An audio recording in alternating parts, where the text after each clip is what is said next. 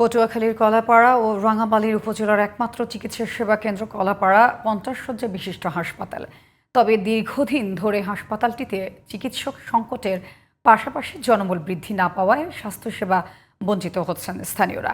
কাঙ্ক্ষিত সেবা না পেয়ে হতাশ রোগীরা। জনবল সংকট নিরসনে ব্যবস্থা নেওয়ার কথা জানিয়েছেন জেলা সিভিল সার্জন। কুয়াকাটার প্রতিনিধি মনিরুল ইসলামের পাঠানো তথ্য ও ছবিতে আরও জানাচ্ছেন ফারিয়া হাফেজ নিঝুম।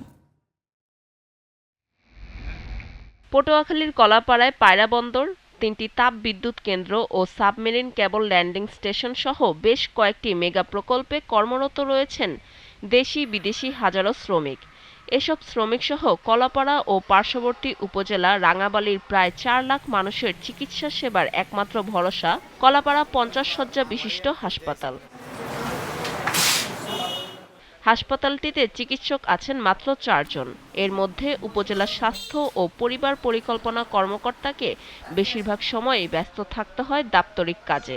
এছাড়া অন্য 2 জন জুনিয়র কনসালটেন্ট আর রয়েছেন মাত্র 1 জন মেডিকেল অফিসার।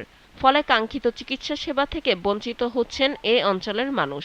জ্বরের কারণে আমি ডাক্তার দেখাইতে আসছি, কিন্তু কোনো সিরিয়াল পাইতেছি না, আর 3 জন ডাক্তারের বেশি ডাক্তার নাই। ডাক্তার তো রোগীর কাছে দুই ঘন্টা 3 ঘন্টা পর পরে আসার কথা, তা আসে না। কিন্তু একজন ডাক্তার তো তাই একবারই আসে।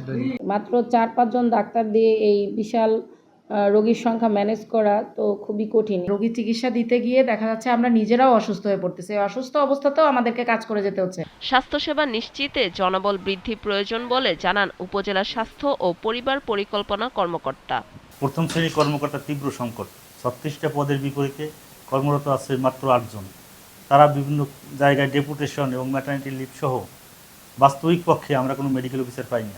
চিকিৎসক সংকটের বিষয়টি ঊর্ধ্বতন কর্তৃপক্ষকে জানানো হয়েছে বলে জানিয়েছেন সিভিল সার্জন। বিষয়টি আমাদের ঊর্ধ্বতন কর্তৃপক্ষ জানেন। ইনশাআল্লাহ আমরা আশা করছি এই বিসিএসটা হলে আমাদের যে চিকিৎসক যে স্বল্পতা আছে এটা পূরণ হয়ে যাবে। ফারিয়া হাফিজ নিঝুম, জিটিভি নিউজ।